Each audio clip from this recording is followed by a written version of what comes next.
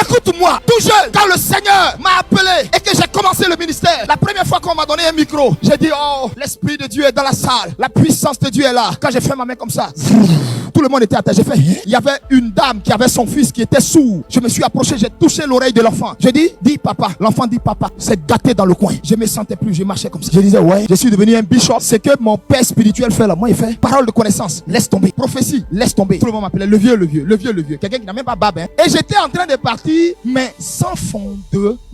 Je priais pas, je jeûnais pas. J'interdisais mes enfants spirituels de jeûner. Je prêchais un évangile d'hyper grâce. Le salut ne se perd pas. Tu es chrétien, enjaille-toi comme tu veux. Tu as déjà accepté Jésus, tu meurs, tu vas au ciel. Bien aimé, un de ces 4 matins, si on m'avait dit que cette fille spirituelle, j'allais coucher avec elle, je ne l'aurais jamais cru. Et pourtant, j'ai couché avec cette fille. Au point où elle est tombée enceinte, je l'ai prise pour aller la faire avorter. Le lendemain dimanche, je m'arrête à la chair. Alléluia, Jésus est Seigneur. Bien aimé, les malades guérissent. Tu vois quand les fondements sont faux. Si tu crois que parce que tu prophétises juste, si tu crois que parce que Dieu t'utilise, ça veut tout dire. Tu te trompes. Si tes fondements sont faux, ta mort est certaine. C'est pourquoi la parole de Dieu dit en Proverbe chapitre 1 verset 7, la crainte de l'Éternel est le commencement, est le démarrage, est le début de toute chose avec toi. C'est pourquoi Jésus, quand il a eu à échanger avec la Samaritaine, il lui a dit, vous adorez ce que vous connaissez pas. Ce que tu connais pas là, quand tu adores ça là, tu prends pas ça au sérieux. Or, ce que tu connais, tellement ça t'a chicoté, ça t'a brisé, ça t'a écrasé, ça t'a humilié, tellement tu connais, pour jouer à ça toi-même tu as peur. Les péchés que nous les hommes de Dieu de ce siècle nous commettons, Moïse n'aurait jamais commis ça, Abraham n'aurait jamais commis ça. Mais pourquoi nous commettons ça? Parce qu'on est sous la grâce. Donc comme on est sous la grâce nous a voilé les yeux et nous a pas appris à connaître le Dieu de Moïse. On connaît le Dieu de grâce. Et nos versets favoris, là où le péché abonde, la grâce surabonde. Donc vivons dans le péché alors, pour que la grâce surabonde alors. C'est pourquoi on a des pasteurs, des fidèles, des chrétiens mariés légalement. Il trompe sa femme, il la copine, il la maîtresse. Parce que simplement,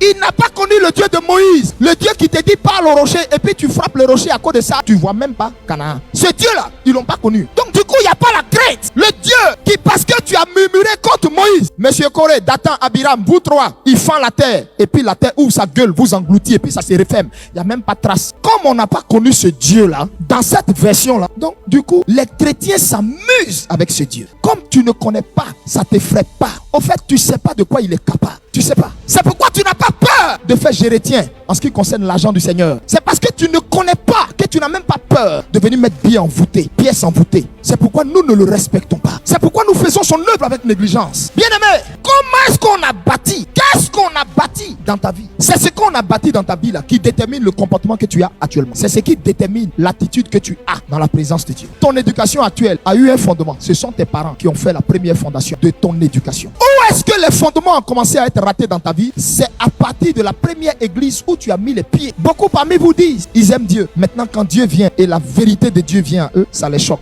Fils, la religion tue, les églises tuent. C'est Jésus qui sauve.